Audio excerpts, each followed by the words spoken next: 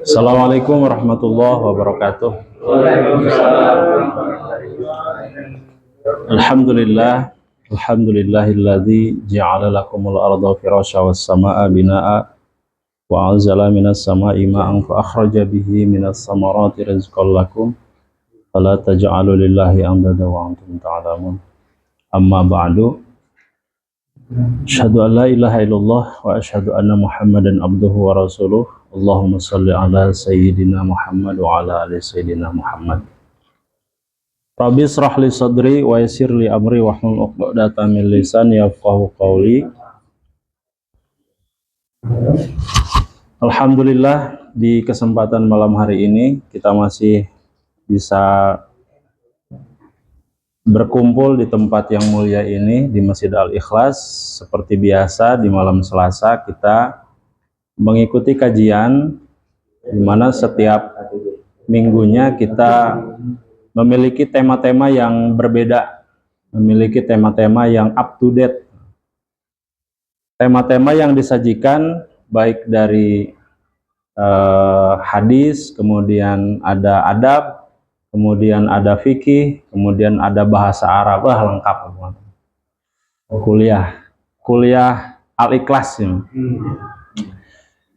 Gelarnya berarti SA Sarjana Al-Ikhlas, SAC Al-Ikhlas Cibiru. Nah,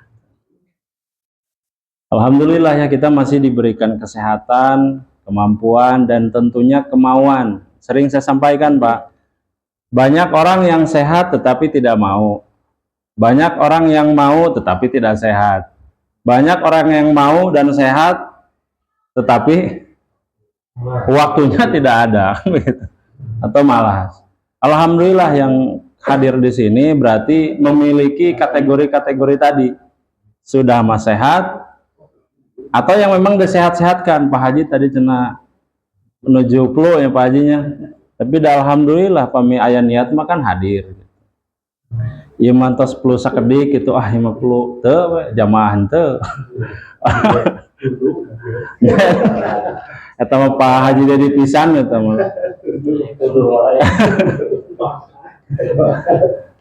Nya heran Pak aing ngaos sok tunduh wae ampun. Tapi dan teh di luar mah ngobrol kan, beres-beres ngobrol. Begitu ngaos mah tika bungur oge Pak. Jurigna luar biasa.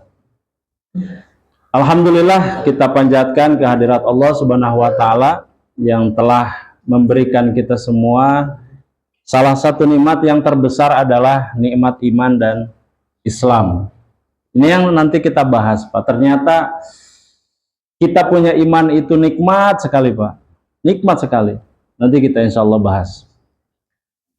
Dan tentunya sholawat dan salam semoga selalu tercurah limpahkan kepada junjungan kita, teladan kita, Nabi besar Muhammad Sallallahu Alaihi Wasallam, dan tak lupa kepada keluarganya, kepada para sahabatnya, para tabiin dan tabiin, sampai kepada kita selaku umatnya ila akhir zaman. Amin ya robbal alamin. Baik. Review minggu lalu itu ada paling tidak ada 5 istilah dalam hadis yang bisa kita ingat, Pak. 5 istilah dalam ilmu hadis yang bisa kita ingat. Yang pertama adalah riwayat. Nah, riwayat itu artinya jalur informasi, jalur riwayat, namanya riwayat. Yang kemudian yang kedua adalah diroyat. Diroyat itu adalah hadis yang ditentukan atas dasar penelitian. Jadi apakah hadis ini betul dari Rasul ataukah memang bukan gitu. Makanya nanti pembagiannya ada hadis dhaif, ada hadis sahih, ada hadis mursal, ada hadis hasan, ada hadis makbul, nanti ada hadis mutawatir, segala macam. Itu ditentukan oleh jalur diroyat ini. Dan yang melakukan jalur diroyat ini, penelitian ini tidak sembarangan ulama, Pak. Betul-betul orang yang faham sekali hadis, dan mereka punya kompetensi ya untuk menjadi peneliti hadis. Ya berarti harus hafal hadis itu tidak sembarangan. Maka alhamdulillah kita mah ulama-ulama kita banyak sekali yang meriwayatkan hadis, sehingga kita bisa mengetahui bahwa hadis-hadis ini betul dari Nabi Shallallahu Alaihi Wasallam. Riwayat diroyat. Kemudian ada yang namanya sanad. Apa itu sanad? Secara bahasa, sanad itu adalah ketersambungan. Gitu. Kalau saya dapat informasi dari guru, guru dari gurunya, gurunya dari gurunya, dari gurunya dari gurunya sampai nanti kepada Nabi Shallallahu Alaihi Wasallam. Nah, itu namanya sanad. Dan biasanya sanad ini dimulai dari kalimat atau kata an. Anin Nabi Shallallahu Alaihi Wasallam. An siapa, an siapa, an siapa, itu namanya sanad. Kemudian ada lagi dalam hadis istilah haddasana. Haddasana. Haddasana ini adalah ada seorang guru yang menyampaikan satu hadis, kemudian kita terima dan dihafal. Itu namanya haddasana. Menerima hadis dari guru yang kemudian kita hafalkan. Yang keduanya adalah akhbarona. Jadi akhbarona. Akhbarona itu adalah mendapatkan hadis dari apa yang disampaikan guru, kemudian kita menyampaikannya kembali kepada guru, dan guru nanti hanya mengkonfirmasi saja. Leres tebah gitu. Leres tebah haji, itu namanya akhbarona. Mengkonfirmasi bahwa hadis yang saya bacakan ini betul atau tidak. Kenapa hadis itu harus betul-betul seketat itu? Karena ini yang disampaikan bukan dari lisan orang sembarangan, yang nanti ajarannya akan digunakan oleh semua umat muslim, gitu. Makanya harus ketat, nggak bisa sembarangan qala nabi, mana di mana? Teuing, nggak bisa. Kalau dalam ilmu hadis nggak bisa. Ilmu hadis ini dari mana? Nggak tahu, ini nggak bisa. Jadi hadis ini dari ini. Kalau perlu sampai dihafal. Hadis ini ada dalam kitab Sahih Muslim, nomor sekian, halaman sekian. Harus jelas itu. Hadis itu harus begitu. Sehingga betul-betul apa yang disampaikan dari Nabi. Itu. Nah, kenapa hadis ini penting? Salah satunya adalah, kata Nabi nih, apabila umatku ada yang mengatakan sesuatu ajaran atas namaku padahal bukan, berarti sama dengan memesan satu tiket di neraka. Sana satu tempat, satu tiket di GBK, sana sih. GBK makan main bola timnas. Dari mas satu tempat di neraka, Pak. Artinya apa? Orang yang menyampaikan hadis itu jangan sembarangan, jangan kata Nabi begini. Betul tidak itu Nabi mengatakan begitu? Kalau tidak, hati-hati itu. Nabi sendiri yang mengatakan, bukan Nuruddin. Nabi yang mengatakan satu tiket di neraka itu. Kalau mengatakan dariku, tetapi padahal bukan. Hati-hati. Ya. Makanya kita penting sekali belajar hadis, Pak. Nanti kalau ada yang bicara hadis di antara kita, harus ditanya, ini hadis dari mana? Kalau ada kitabnya, Bapak tahu nggak kitabnya dari mana? Harus begitu, Pak. Supaya nanti menyampaikan dalil itu jelas, gitu. HR Tirmizi, berarti bisa. HR Bukhari, HR Muslim. Sejelas itu. Gitu ya. Itu, jadi ada 5. Ada riwayat, ada diroyat, ada hadasana, ada akhbarona, ada sanad. Alhamdulillah, tilu, 4, 5. Itu ya, baik. Apa siapa ya? Materina memang lumayan abot ya, Pak. Ya, salaras nama materina teh materi kuliah ya, Pak. Abdi nyandak sababaraha kuliah salarasna. Sanes IT unggul, Pak. Abdi nyandak kuliah studi Islam.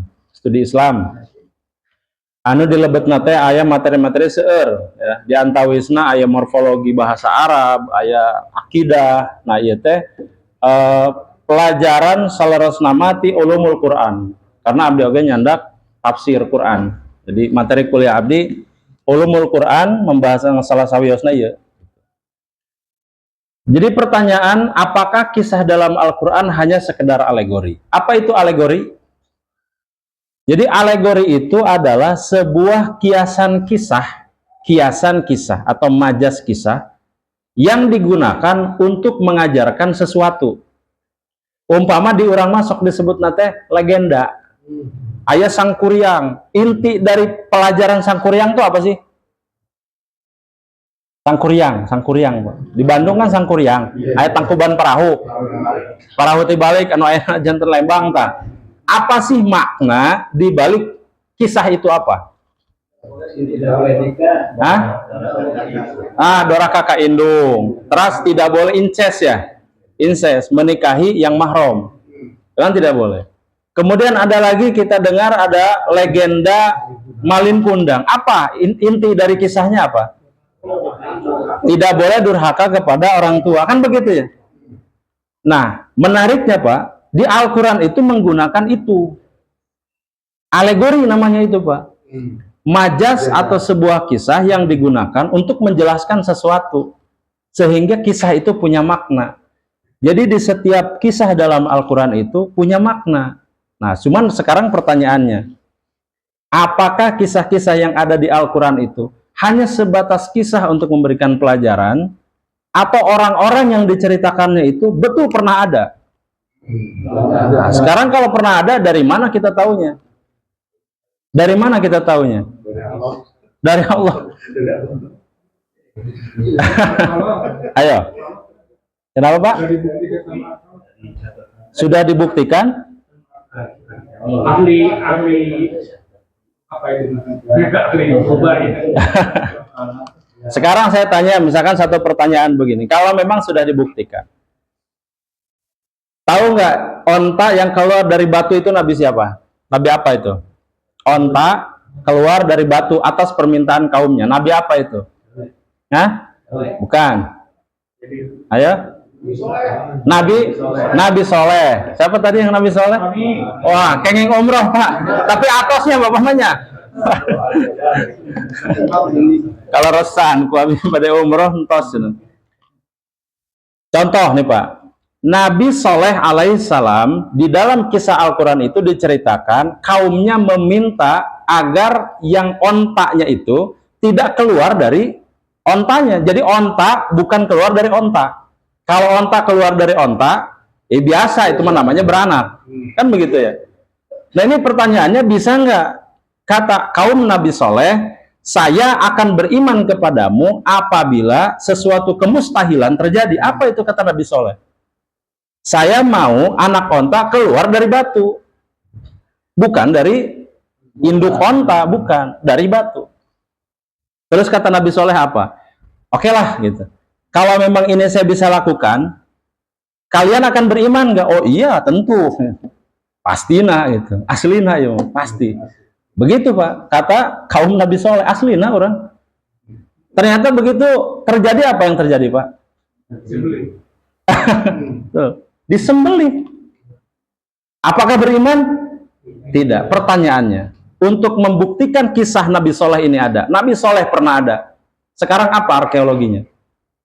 Apa yang membuktikan Nabi Soleh pernah ada? Ontanya? Mana ontanya? Di mana? Atau terselingit, tentu Pak? Batunya. Batunya dari sekian jutaan batu. Mana batu yang akan kita jadikan prasasti bahwa memang itu adalah batunya Nabi Soleh? Mulai berkunang-kunang kan di situ Pak. Jadi ternyata di dalam Al-Quran kisah-kisah itu, kalau semua definisi kisah itu harus dengan arkeologi, harus dengan bukti, maka kesalahan berpikir. Nanti kita akan lihat. Ini ya, santai Pak ya, santai. Ini guru-guru kami mulia Pak. Salah satu yang di tengah ini yang di tengah ini, kok nggak ada ini ya?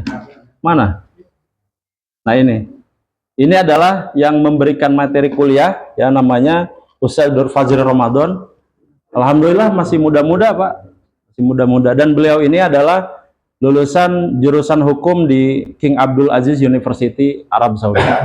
Makanya tempo hari beberapa guru kami memang seperti menjadi inspirasi ya, saya untuk ke sana tadinya. Gitu Pak.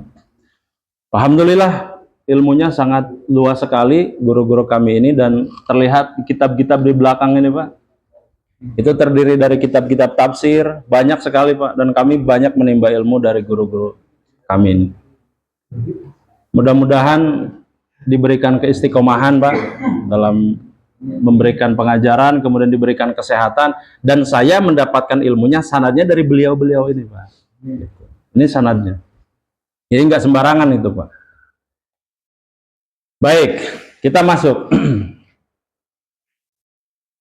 Al-Imam Asy-Syatibi dalam kitab Al-Muwafaqat halaman 564 tuh, saya mau mencantumkan tuh Pak, kami Bapak gaduh kitabna umpama ya, Bapak gaduh kitabna gitu. Oh nya abdi gaduh kitabna ke halaman 564. Itu Pak.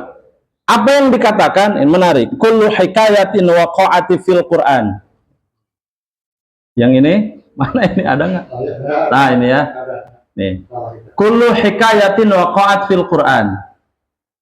Setiap hikayat-hikayat yang terkandung di dalam Al-Qur'an, fala yakhlu ayyaqa'a qablaha aw ba'daha wa huwal aksaru raddulaha.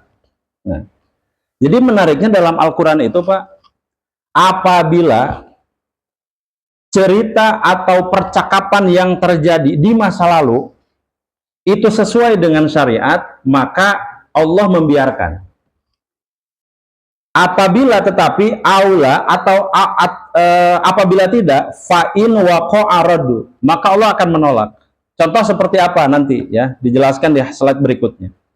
Fala iskala fil batlani dzalikal muhaqqi wa kadzabihi. Jadi apabila Allah menilai mereka orang-orang yang mengatakan atau yang ngobrol ini antar kaum mereka itu keliru, maka Allah akan menegur. Kita lihat di beberapa ayat Al-Quran. Seperti di surat Al-Mutaffifin. Nah, ini orang-orang kafir berkata begini. Idza tutla alaihi ayatuna qala asatirul awwalin. Apabila telah datang kepada mereka, dibacakan kepada mereka ayat-ayat kami, orang-orang kafir ini berkata, qala asatirul awwalin. Kata mereka, ini mah dongeng aja. Diceritakan tentang kaum Nabi Lut, diceritakan kaum Nabi Soleh, diceritakan kisah Nabi Adam. Banyak sekali kaum-kaum yang diceritakan sebelum umat Nabi Muhammad. Apa mereka bilang? Qala asatirul awwalin. Ima dongeng, legenda Sangkuriang, legenda Malin Kundang. Itu dianggap ya sudah, itu mah cerita aja. Gitu. Makanya tadi di pembukaan di Mukadimah kita katakan begitu, Pak. Mereka menganggap ya udah gitu, itu mah dongeng aja. Kemudian Allah sanggah. Apa kata Allah? Kalabal. Nah ingat Pak, ini menarik nih Pak. Kalabal ini nih. Di dalam ilmu tajwid, kalabal ini harus berhenti sejenak tetapi tidak bernafas. Apa namanya itu Pak? Sakta. Jadi sakta itu dalam ilmu tajwid ada maknanya. Nih, kalabal. Kata Allah, sanggahan Allah, kalian mengatakan Al-Quran ini dongeng. Enggak, kata siapa? Kata Allah, kalabal. Sesungguhnya tidak. Itu, kalabal. Rana ala qulubihim makanu yaksibun. Itu kata Allah begitu, menyanggah dari apa yang mereka katakan, bahwa Al-Quran ini hanya sebuah dongeng. Baik, kita lanjut. Ada juga di surat Al-Hud, Pak, ayat 120. Tuh saya cantumkan juga ya, nomor surat, nomor ayat. Apa kata Allah dalam Al-Quran? Wa kulla naqussu 'alaika min amba'ir rusuli ma nusabbitu bihi fuadak. Itu kata Allah begitu. Semua kisah Rasul kami ceritakan kepadamu wahai Nabi Muhammad Sallallahu Alaihi Wasallam, yaitu kisah-kisah yang dengannya kami teguhkan hatimu. Jadi kisah-kisah ini Pak, itu untuk meneguhkan hati Nabi Muhammad Sallallahu Alaihi Wasallam agar apa? Beliau itu dalam berjuang tidak sendirian. Ini penting Pak, penting. Jadi kalau kita misalkan merasa berjuang sendiri, nah itu Allah memberikan pelajaran kepada Nabi Muhammad. Kata Allah tidak, bahwa dulu orang-orang sebelum kamu itu ada juga gitu. Nah para nabi, para rasul diceritakan kan dalam Al-Quran, ada Nabi Adam, ada Nabi ini, sampai nanti kepada Nabi Isa alaihissalam. Begitu. Jadi ini untuk memberikan penyemangat kepada Nabi bahwa kamu tidak sendirian di dalam berdakwah, begitu. Nah ini artinya apa Pak? Bahwa kisah di dalam Al-Quran itu adalah benar adanya. benar adanya dan tidak perlu pembuktian. Kalaupun nanti di kemudian hari ada pembuktian, ya alhamdulillah. Tetapi tidak menjadi soal. Karena nanti cara berpikir kita bukan atas dasar pembuktian arkeologi gitu. Nanti kita bahas. Berikutnya, ada juga di surat Yusuf ayat 111 dikatakan, laqad kana fi qasasihim ibratun liulil albab. Nah, ini menarik, Pak. Pada kisah-kisah mereka, siapa ini maksudnya, Pak? Kisah-kisah mereka ini siapa? Para nabi dan rasul atau umat-umat sebelumnya. Dikatakan kepada Nabi bahwa kisah-kisah mereka ini terdapat pelajaran. Yang menariknya ada ibratul liulil albab. Untuk mereka-mereka yang berakal sehat. Nih, Pak. Saya belajar materi akidah di pelajaran akidah. Akidah itu berasal dari kata akoda. Akidah itu terambil dari kata ini, Pak. Akoda. Artinya adalah ikatan. Akoda. Makanya ada istilah akadun nikah. Akad itu adalah ikatan. Akad jual beli. Nah, berarti ikatan jual beli. Akad nikah, ikatan nikah. Apabila ada ikatan, berarti harus ada hak dan kewajiban. Itu konsekuensi. Makanya pada saat kita menyatakan kita beriman, ada konsekuensi. Apa itu? Kita harus sholat, kita harus puasa. Apabila ada orang yang tidak sholat, ikatannya nggak jelas itu, Pak. Abdi beriman, abdi Islam, tetapi tidak sholat. Itu berarti masuk ke akad yang berantakan. Itu tidak bisa diterima akadnya, Pak. Baik, lanjut. Penjelasan ulil albab. Ulil albab itu adalah orang-orang yang membuka pikirannya. Setelah iman itu, Pak, kita dituntut untuk berpikir logis. Jadi iman itu tidak melulu terkait dogmatik. Tahu dogmatik, Pak? Jadi itu nak itunya kurang kia gitu. Itu dogmatik mah begitu. Jadi seperti tidak bisa orang mananya pamali lah. Pamali memikirkan itu gitu. Enggak bisa. Allah sendiri yang mengatakan buka pemikiran kalian, buka hati kalian, pelajari bahwa kisah-kisah terdahulu itu pernah ada atau enggak secara nyata. Justru kita diminta untuk membuka tabir misteri itu gitu. Nanti ternyata terbukanya oleh arkeologi. Itu ya. Jadi dalam Islam kita tidak hanya beriman semata, tetapi diminta untuk berpikir logis dan kritis. Apakah betul ini nabi-nabi ini pernah ada? Gitu ya. Dicari itu. Kemudian di ayat yang lain di surat Ali Imran ya surat ketiga ayat 65 dikatakan ya ahlal kitab lima tuhajjuna fi Ibrahim wa ma unzilatit Taurat wal injilu illa min ba'dihi afala ta'qilun. Disebutkan di sini wahai ahlu kitab, mengapa kamu berbantah-bantahan tentang Nabi Ibrahim? Ini menarik di ayat ini, Pak. Dulu di zaman Nabi ini, Pak, dulu di zaman Nabi ada orang kita berkumpul, ya. Orang ahli kitab ini berarti dulu yang memegang ajaran Nabi Isa alaihissalam. Ya, dulu itu karena masih satu zaman dengan Nabi, ada sebagian orang yang tetap memegang teguh pendirian ajaran Nabi Isa. Jadi tidak berubah nih, meskipun sudah ada Nabi Muhammad SAW. Satu waktu mereka berbantah-bantahan begini, apakah Nabi Ibrahim itu Nasrani, Yahudi, atau Majusi? Apa gitu ini? Agamanya apa? Mereka berbantah-bantahan ini, ahli kitab ini. Ada yang menyebut, oh ini Yahudi kok. Nabi Ibrahim itu Nasrani kok. Gitu. Mereka betul-betul berbantah-bantahan di situ. Tetapi apa kata Nabi? Ini. Dalam hadis riwayat Muslim, ini di kitab Sahih Muslim, Pak. Dikatakan begini, ketika diriwayatkan tuh ini, kalau kita belajar hadis tuh, karena kita sudah belajar hadis, apa kalimat pertamanya Pak? Hadasana. Tuh, kalau kita sudah belajar hadis agak nyambung Pak ya. Hadasana itu berarti orang yang meriwayatkan ini menerimanya dari gurunya. Nah, gitu. Tetapi hadisnya dari siapa ini? Dari Mughirah. Nih, kalimat ini Pak nih. Nih, tuh lihat panjang Pak. Hadasana Abu Bakar bin Abi Syuaibah itu. Ya, wa Muhammad bin Abdullah bin Numair, wa Abu Sa'id Al-Hasan, wa Muhammad bin, wah banyak ini. Kemudian an tuh, banyak tuh an. Nah, itu. Sampai nanti kepada Rasulullah. Apa kata Mughirah? Anil Mughirah bin Syu'bah qala. Baru ke Nabi ini. Lama, kalau tadi sanad, kalau dalam ilmu hadis, ini matannya nih, matan hadisnya. Lama qadimtu Najrana sa'aluni faqalu. Nah, kata Nabi apa?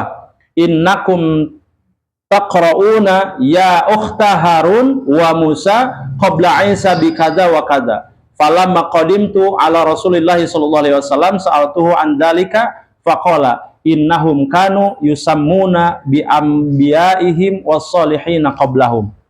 Jadi dulu itu Pak, untuk menyebutkan Nabi Isa, kan Nabi Isa itu lahir tanpa ayah. Nah, masyarakat di sekitar pada saat itu mengatakan, wahai saudaranya Harun, ke siapa ini? Hah? Ke Siti Maryam. Saya ulangi ya, Nabi Isa pada saat dilahirkan oleh siapa? Siti Maryam. Baik. Siti Maryam itu, kalau dulu bangsa Arab itu Pak menyebutkan kalau mau ke seseorang gitu, itu nggak langsung. Misalkan ya Pak Juhri, enggak. Tetapi menyebutkan ya saudaranya si fulan gitu. Ya saudaranya si fulan. Nah, di Al-Qur'an disebutkan pada saat orang-orang mencemooh Siti Maryam, mereka menyebutkan ya saudara Harun. Ya saudara Harun. Ke siapa ini? Ke Siti Maryam. Pertanyaan saya, Nabi Musa punya saudara siapa namanya? Mana Harun yang dimaksud ini atau bukan? Ayo. Saya ulangi. Nabi Musa punya saudara. Namanya siapa? Harun. Orang-orang masyarakat sekitar pada saat Nabi Isa dilahirkan mengatakan, ya saudara Harun. Ke siapa? Ke Siti Maryam. Apakah mereka sejaman? Tahu dari mana? Tidak. Ayo tuh kan. Begitu ngomong ke sana, wah, teingnya. Cuma Ustadz we cenah eta mah. Ayo. Tidak sejaman atau sejaman? Taunya dari mana tidak sejaman? Namanya sama-sama Harun kok. Ta eta anu sumbang sorat di mana tuh? Kumaha? Oh, Nabi Musa mah keur awal-awal. Dan di bahasa Al-Qur'an teh Harun. Sami-sami Harun namina kumaha ta? Nah, yang menjawab ini bukan Nurudin, Mbak. Yang menjawab ini Nabi langsung. Kita tanya Nabi nih. Kata Nabi apa? Innahum kanu yusammuna bi anbiya'ihim wassolihin qablahum. Kata Nabi, orang yang mengatakan Harun itu saudara Maryam karena pada saat itu kebiasaan orang Arab dan sekitarnya itu memberikan nama orang-orang soleh kepada anaknya. Terjadi kan sekarang kan? Jadi diperbolehkan memberikan nama Nabi Muhammad SAW, kemudian dinamakan anak kita Nabi Muhammad gitu kan? Sama. Atau misalkan Yusuf, atau misalkan apa? Yunus, Daud. Diperbolehkan atas dasar ini Pak. Ini dalilnya. Diperbolehkan memberikan anak dari nama-nama Nabi atau orang soleh. Nih. Yusammuna bi anbiya'ihim wassolihina qablahum. Itu kata Nabi, Harun yang dimaksud itu bukan Harun dari saudaranya Nabi Musa, bukan. Cuman namanya sama. Karena kebiasaan orang Arab pada saat itu memberikan nama dari orang-orang soleh dan para nabi. Itu terjawab, Nabi yang menjelaskan. Begitu. Tetapi poinnya apa Pak? Nabi mengatakan bahwa kisah ini benar. Kisah Nabi Isa alaihissalam itu benar. Kisah Nabi Ibrahim benar. Kisah nabi-nabi sebelumnya benar. Begitu. Nah, sekarang pertanyaannya begini, kita lanjut. Apakah Nabi Ibrahim itu agamanya Islam, Yahudi, Nasrani, atau apa? Atau Majusi? Apa agamanya? Tahu dari mana Islam? Mengucapkan la ilaha, di mana itu Pak? Kepada umatnya. Baik. Apakah itu bisa dijadikan dalil bahwa Nabi Ibrahim itu seorang Islam, seorang Muslim? Tidak ada Tuhan selain Allah, pasti Islam. Itu di mana, Pak? Oh, di Quran. Baik. Kata Nabi Ibrahim itu adalah seseorang yang pada saat itu, nih kata Nabi, pada saat itu adalah menyembah Allah saja. Tidak dikatakan Muslim atau tidak.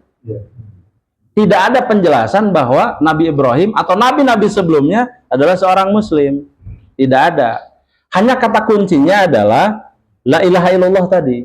Kata kuncinya adalah la ilaha illallah. Tetapi secara spesifik tidak disebutkan Nabi Adam Muslim atau bukan. Istilah Muslim itu belakangan. Istilah Muslim belakangan. Begitu. Nah, Nabi Ibrahim itu ternyata agamanya apa? Coba dirunut. Nabi Ibrahim nanti punya anak. Satu Ishak, Nabi Ishak alaihissalam, kemudian Nabi Ismail alaihissalam.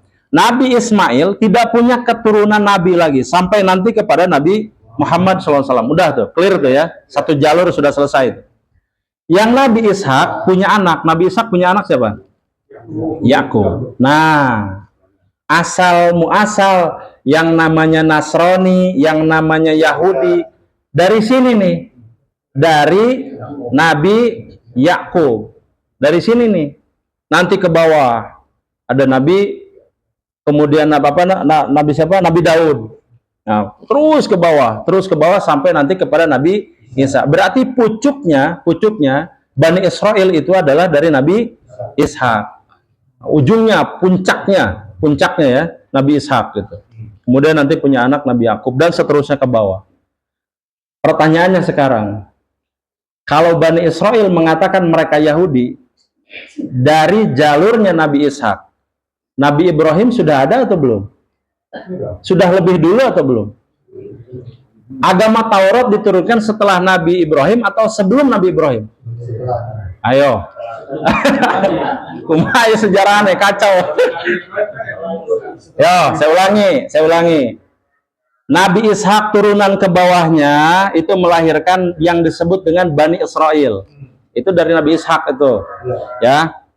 Diturunkan Taurat setelah atau sebelum Nabi Ibrahim lahir? Yakin? Ayo. Setelah ya. Setelah Nabi Ibrahim lahir, baru kemudian ada yang disebut Nasrani, ada yang kemudian disebut dengan Yahudi dan Islam. Jadi yang disebut Al-Quran berbantah-bantahan itu tuh ini. Apakah Nabi Ibrahim itu agamanya Nasrani atau bukan? Atau Yahudi? Atau Majusi? Atau apa? Ini yang kemudian disanggah oleh Allah bahwa Nabi Ibrahim itu lahirnya sebelum agama-agama yang kalian sebutkan itu ada. Kacau nggak mereka? Kacau. Begitu Pak. Jadi harusnya Nabi Ibrahim dulu, baru kemudian ajaran berikutnya. Turunlah nanti kitab Taurat, Zabur ya. Itu sebelakangan itu. Belakangan itu. Adam, Idris, Nuh, Hud, Soleh, Ibrahim. Ulangi. Adam, Idris, Nuh, Hud, Soleh. Terus Ibrahim, terus Ishak kan? Tuh, ke bawah berarti Nabi Ibrahim dulu, baru kemudian diturunkan kitab-kitab itu. Begitu parunutan itu. Kenapa harus dihafal yang 25 Nabi itu? Adam, Idris, Nuh, Hud, Soleh, Ibrahim, Lut, Ismail. Nah, kenapa Nabi Ibrahim setelahnya adalah Lut? di dalam riwayat ternyata Nabi Lut itu sezaman dengan Nabi Ibrahim. Nantilah itu mah ya. Kita lanjut dulu. Nah, ini beberapa hal yang harus diperhatikan, bahwa ternyata Pak, oral tradition atau yang disebut dengan tradisi riwayat itu Pak, itu terjadi dulu di bangsa Arab karena mereka disebut dengan ummi, yang tidak bisa membaca dan menulis. Yang mereka kuatkan adalah hafalan, dan itu sudah lumrah Pak dulu, sudah lumrah sekali. Oral tradition namanya, jadi tradisi untuk menghafal itu luar biasa dulu. Maka di sini kita bisa melihat sejarah kenapa riwayat hadis itu begitu penting. Ternyata ada riwayatnya bangsa Arab itu Pak. Mereka kalau mengucapkan sesuatu itu bisa langsung hafal Pak. Sebegitu kuatnya mereka dalam hafalan. Jadi pantas orang-orang terdahulu hafalannya udah nggak ketulungan Pak. Tradisi memang, nulis nggak bisa. Satu-satunya cara adalah menghafal. Namanya oral tradition di bangsa Arab itu. Wah itu mah, Pentium core-nya sudah luar biasa. Nah kemudian sumber lisan ini ternyata itu bisa dijadikan sumber yang valid. Makanya di dalam metodologi penelitian ada yang disebut dengan wawancara kan. Kita mengenal nih sampai dengan hari ini Pak. Kalau kita nyusun skripsi itu ada yang namanya metodologi wawancara. Ada observasi macam-macam tuh. Kenapa wawancara dimasukkan oleh para ahli? Karena yang namanya tradisi mengucapkan, menyampaikan sesuatu lewat lisan itu sudah ada dari zaman prasejarah. Begitu. Makanya dimasukkan. Ya. Di poin yang keempat, Pak, di dalam kajian arkeologi yang keempat ini, yang disebutkan oleh André Lemaire, ini merupakan arkeolog ya dari Barat, dari Eropa. Difahami bahwa peninggalan arkeologis tertulis itu di dalam peradaban Mesir dan Syam itu sebelum 900 sebelum Masehi.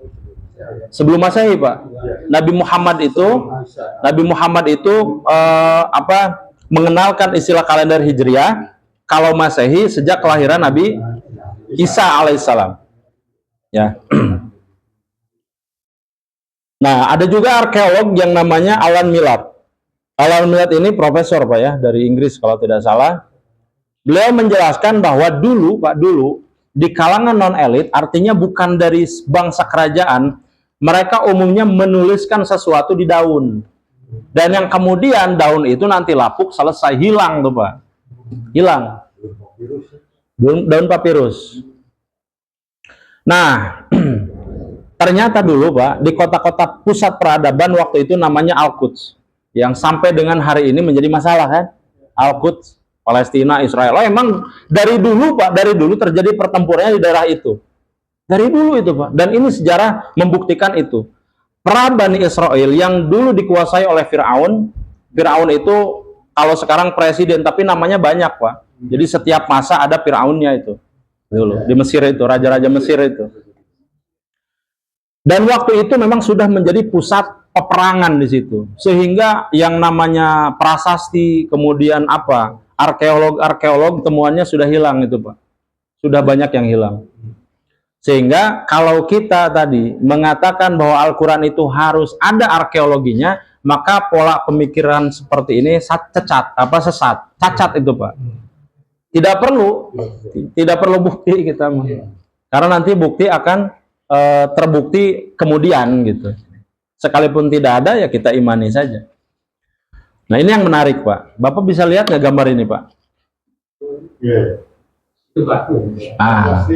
Ini prasasti batu yang kemudian ditulis oleh bangsa sebelum Nabi Muhammad lahir. Ya, ini terdapat di kerajaan Al-Quds. Jadi Nabi Daud yang memerintah itu disebutkan di beberapa artefak, memang betul namanya Daud. Nanti kita lihat setelah ini ya, ada namanya Daud, dituliskan itu Pak di dalam prasasti-prasasti. Yang ini menunjukkan bahwa Al-Quran itu benar adanya, yang diceritakannya benar adanya. sesuai dengan arkeologi yang ditemukan. Begitu. Ini sudah ini. Dan orang-orang barat ini mereka mengatakan bahwa prasasti ini valid, berasal dari kurang lebih 1300-an sebelum Masehi. Temukan tuh Pak. Luar biasa ini. Orang yang meneliti banyak sekali Pak, banyak sekali orang yang meneliti Al-Qur'an. Dan ini bukan orang muslim Pak. Yang meneliti ini bukan orang muslim. Yang menariknya, mereka mengatakan ini. Saya ambil kata-kata dari jurnal ini, saya ambil absence of evidence is not evidence of absence. Apa maknanya? Bahwa ketiadaan bukti itu bukan berarti bahwa bukti itu tidak ada. Saya ulangi ya. Ketiadaan bukti itu bukan berarti tidak ada bukti gitu. Contohnya apa? Kita mengatakan sekarang misalkan Nabi Muhammad itu pernah Isra Mi'raj. Apa buktinya? Otak kita belum sampai ke sana. Tetapi bukan berarti itu tidak ada. Sama seperti kita mengatakan Allah itu ada tetapi tidak terlihat. Apakah sesuatu yang tidak terlihat itu selalu tidak ada? Saya ulangi ya. Allah itu terlihat atau tidak? Tidak. Apakah semua yang tidak terlihat itu tidak ada? Tidak kan? Tidak semua yang tidak terlihat itu tidak ada. Sama seperti angin. Tidak terlihat. Tetapi ada kan? Nah itu. Ini yang dimaksud dengan absence of evidence is not evidence of absence. Begitu Pak. Nah ini menjadi dasar untuk kita. Kalau kita tidak tahu sesuatu, jangan mengatakan itu tidak ada. Umpama ditaros tentang satu hukum. Kita mengatakan, oh itu tidak ada dalilnya. Sebentar dulu gitu. Boleh jadi kita tidak tahu. Ketidaktahuan kita akan dalil, belum tentu dalil itu tidak ada. Paham ya sampai situ ya?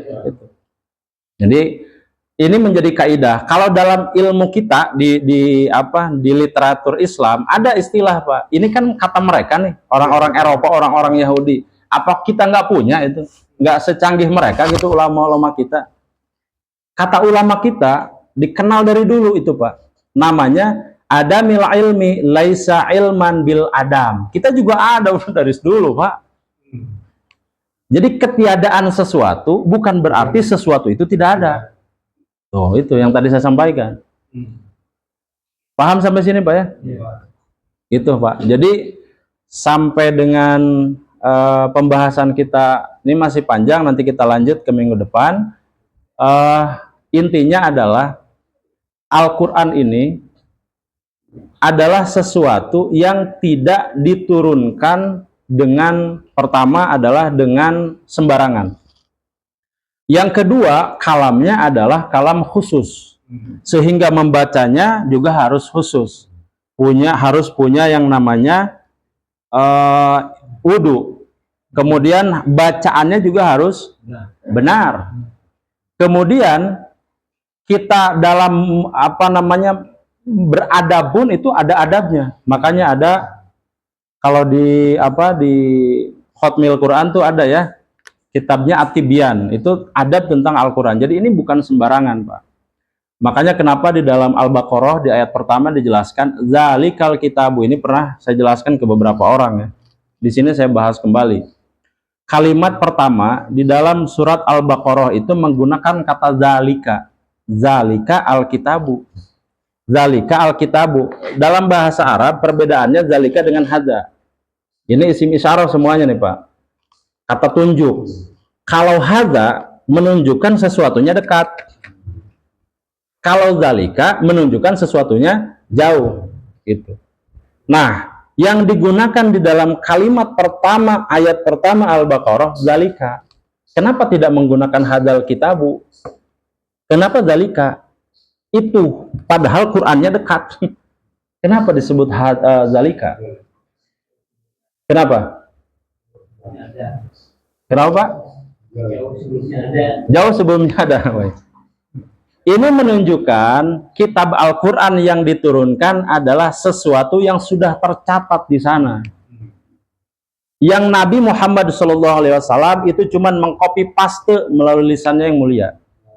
Makanya disebut dalika itu. Kitab itu, kitab yang mana? Bukan kitab yang ini yang dekat, tapi kitab yang itu sudah dituliskan di Lauhil Mahfuz, kemudian diturunkan kepada Nabi Muhammad SAW. Hanya mengcopy paste saja Nabi Muhammad, tapi semuanya sudah tertulis. Makanya kalimatnya menggunakan zalika. Begitu Pak ya.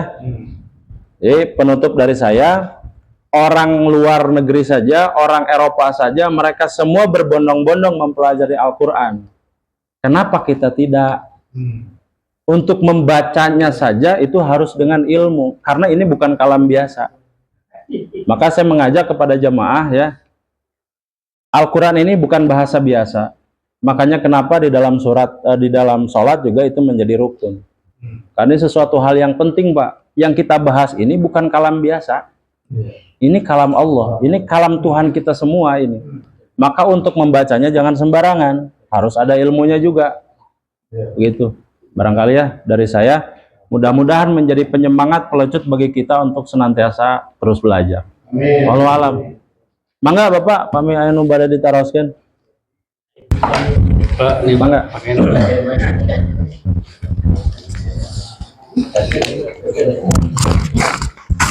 Assalamualaikum warahmatullahi wabarakatuh. Terima kasih Ustaz. Ada pertanyaan tentang ada istilah milah, ada milah Ibrahim kan? Ada istilah milah, ada istilah din, ada agama. Itu apakah maknanya ada artinya sama? Apakah semakin menyusut? Kalau saya baca di literatur lain, agama itu kan artinya tidak agama kacau, artinya tidak kacau lah. Sementara milah atau din itu maksudnya apa? Apakah ada maknanya lebih luas atau gimana Bos tadi saja? Baik. Ada perbedaan antara din agama dengan milah. Kalau milah itu adalah sesuatu pegangan, sesuatu yang belum tersistematis dengan baik. Ya, berbeda dengan nanti yang kemudian diturunkan kepada Nabi Muhammad SAW, itu semua sudah tersistematis. Makanya kita kenal sekarang istilah ada ilmu hadis, ilmu tafsir, itu semua sudah terkodifikasi. Kalau milah dulu hanya pegangan saja Pak. Millata Ibrahim hanifa. Millata itu pegangan kepada Nabi Ibrahim alaihissalam untuk menyembah Allah dengan caranya. Dengan caranya pada saat itu. Apakah Nabi Ibrahim sholat?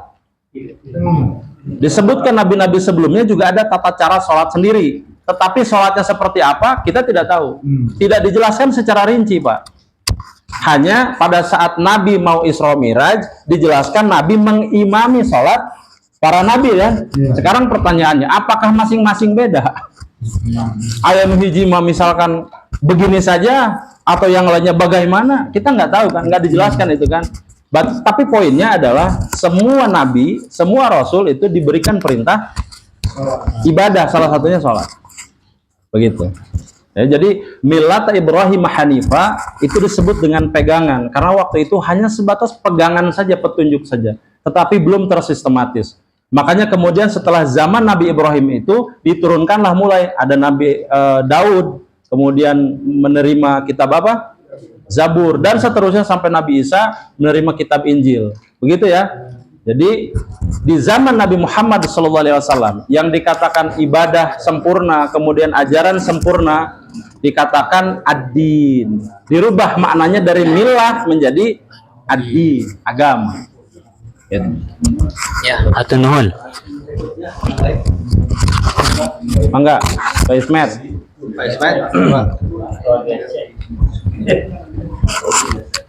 Assalamualaikum Pak, makasih ada kesempatan tanya.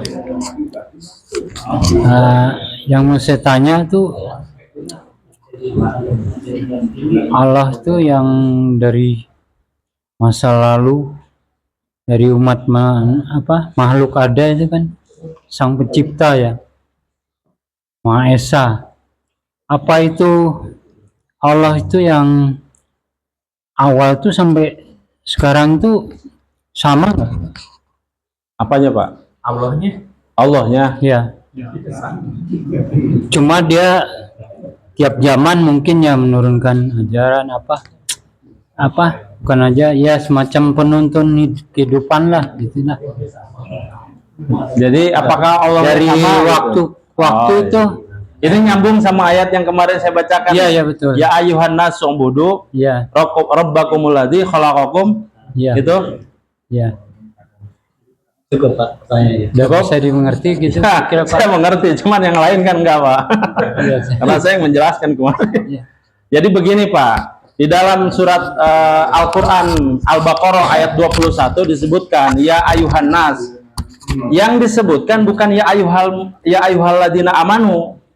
Yang disebutkan adalah orang keseluruhan manusia secara umum menggunakan annas.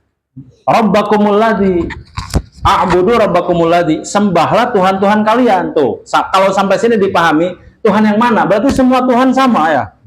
Yang disembah sama si A yang bukan Islam berarti kena atau di hadis di ayat ini. Sembah Tuhan-Tuhan kalian. A'budu rabbakumul ladzi khalaqakum, yang telah menciptakan kalian. Begitu Pak ya, maksudnya kan? Yang dimaksud dengan ayat itu adalah Allah ingin memberitahu kalian yang menyembah bukan selain aku, coba ingat-ingat, coba perhatikan. Orang-orang sebelum kalian itu juga pernah menyembah seperti kalian. Tetapi dulu aku binasakan. Kaum mana yang dibinasakan sebelum Nabi Muhammad? Hampir semua. Makanya satu-satunya Nabi yang paling mulia yang tidak meminta azab di dunia kepada umatnya. Kalau itu diminta di dunia, kita habis, Pak. Umat kurang ajar. Habis kita, Pak. Untungnya Nabi kita yang mulia itu tidak meminta azab di dunia. Kalau iya, habis. Maka kemudian di ayat ini dijelaskan bahwa kalau kalian menyembah berhala, dulu juga ada orang-orang loh yang menyembah berhala dan aku musnahkan. Dan itu semua aku cantumkan dalam Al-Quran. Kurang apa gitu kalau kata Allah, kurang apa aku beritahu. Maka kemudian Allah di surat Al-Baqarah yang ke-22-nya, ayat yang ke-22-nya disebutkan fala taj'alu lillahi andada wa antum ta'lamun. Iftiros, aku sudah menghamparkan bumi. Aku sudah memberikan kehidupan yang layak dari hujan yang diturunkan. Atau kalian pernah melihat nggak dari sesuatu yang tadinya kering kerontang ladang itu, kemudian aku turunkan hujan, lalu dengan hujan itu tumbuh berupa tumbuh-tumbuhan, kemudian berbuah, lalu kalian makan buahnya. Pertanyaannya, siapa yang mengatur itu? Siapa yang mengatur itu? Itu kata Al-Quran. Maka kemudian dikembalikan fala taj'alu lillahi andada wa antum ta'lamun. Tetapi kenapa kalian memilih sesembahan-sesembahan selain aku? Jadi dalam bahasa Al-Quran mah bodoh sekali. Bodoh sekali. Orang yang sudah diberikan kehidupan, keteraturan dunia, tetapi masih menyembah sesembahan yang lain. Itu maknanya, Pak. Bisa dipahami, Pak ya? Tuhannya mah satu, Pak. Tuhannya mah satu. Bismillahirrahmanirrahim. Assalamualaikum warahmatullahi wabarakatuh. Waalaikumsalam. Pak Ustadz, kaitan dengan penjelasan tadi, alhamdulillah menambah keyakinan terkait dengan perjalanan Nabi kita yang Isra Mi'raj. Itu kan diperlihatkan neraka dan surga. Nah, itu maknanya apa? Apakah sudah memang terjadi neraka dan terjadi surga? Siap. Cukup langsung. Assalamualaikum warahmatullahi wabarakatuh. Waalaikumsalam. Ada dua pendapat ulama, Pak, terkait dengan ini. Yang pertama adalah saya mengutip penjelasan Ibnu Katsir, ya. Ibnu Katsir itu di dalam tafsir Ibnu Katsir. Beliau mengatakan, ini pendapat yang pertama, Pak, bahwa yang namanya neraka surga itu saat ini belum berpenghuni. Iya, dan belum dihisab. Belum dihisab. Apa dalilnya? Banyak di Al-Quran, ya. Salah satunya adalah banyak sekali di juz 30 itu amma yatasa'alun, menjelaskan banyak sekali tentang berita hari kiamat. Pertanyaannya, kalau saat ini sudah ada surga dan neraka yang mengisi, lalu untuk apa fungsinya hari kiamat? Karena setelah hari kiamat itu ada fase, nanti orang dibangkitkan di dalam kubur. Wailana mamba'asana mim marqadina. Nah, itu Pak. Di dalam surat Yasin itu. Wailana, ya wailana mamba'asana mim marqadina. Celakalah kami ini. Siapa yang telah membangkitkan kami ini? Itu orang-orang yang berdosa itu nggak mau dibangkitkan, Pak. Karena sudah melihat begitu, pleng gitu. Wah, ya urusan neraka, celaka. Sudah ke sana ini. Sudah cilaka ya cilaka. Maka bahasanya ya wailana Pak. Bahasa kita mah cilaka ya gitu. Cilaka 12. Cilaka 12. Dibangkitkan. Nah, pertanyaan saya, pada saat itu terjadi kiamat dulu atau dibangkitkan dulu? Kiamat dulu. Kiamat dulu. Jadi proses untuk hisab itu ada kiamat dulu, baru kemudian dibangkitkan. Siapa yang dibangkitkan ini? Manusia dari zaman Nabi Adam sampai dengan hari terakhir nanti kiamat. Itu semua dibangkitkan. Artinya berarti proses kiamat dulu. Dari kiamat dibangkitkan, kemudian ada yaumul hisab, dihisab satu persatu. Oh, kamu golongan kanan, masuk ke surga. Oh, kamu golongan kiri, masuk ke neraka. Nanti ada satu tengah-tengah, Pak. Golongan abu-abu, Pak. Syakor atau syakor. Golongan abu-abu yang disebut nanti adalah penghuni al-a'raf. Dataran tinggi itu yang berada di antara surga dan neraka. Tengah-tengah salat hayu maksiat jalan eta. STMJ eta. Jadi seimbang tuh. Ya salat ya gibah mah gibah gitu. Sami begitu. Itu tengah-tengah. Tuh. Kenapa? Tengah dulu. Tapi itu paling, kalau kata hadis itu, di hadis itu paling mengerikan, Pak. Karena sudah melihat keindahan surga, ternyata ke neraka. Itu paling ngeri, Pak. Lebih mending udah aja langsunglah ke neraka. Mungkin lebih mending begitu. Karena seperti di PHP kan, apal PHP-nya gitu. Sudah di-prank lah. Begitu, Pak. Ya, tadi siapa yang bertanya? Itu yang pertama. Yang kedua adalah memang sudah ada, tetapi ternyata itu dibantah. Banyak Al-Qur'an membantah itu. Ya, jadi sudah Nabi melihat sudah ada orang yang masuk surga dan neraka. Itu ternyata dalilnya tidak kuat. Karena apa? Nabi itu diberikan nubuah, melihat sesuatu di masa depan. Itu. Nabi itu diberikan anugerah seperti itu. Sehingga pada saat Nabi melihat itu bukan pada saat itu, tetapi di masa depan. Begitu ya. Nubuah namanya. Hanya Nabi saja. Dan salah satu kelebihan Nabi di antaranya ya adalah langsung bisa melihat masa depan seperti tadi. Yang keduanya, satu-satunya makhluk yang bisa langsung berkomunikasi dengan Allah Subhanahu wa taala tanpa perantara, tanpa terhalang, tidak seperti Nabi Musa yang langsung pingsan. Nabi Muhammad malah langsung berkomunikasi, dan itu kelebihan Nabi yang tidak dimiliki Nabi lain. Wallahu a'lam, Pak. Ya, apa yang kurang nanti disampaikan bisa ditanyakan di grup, Pak.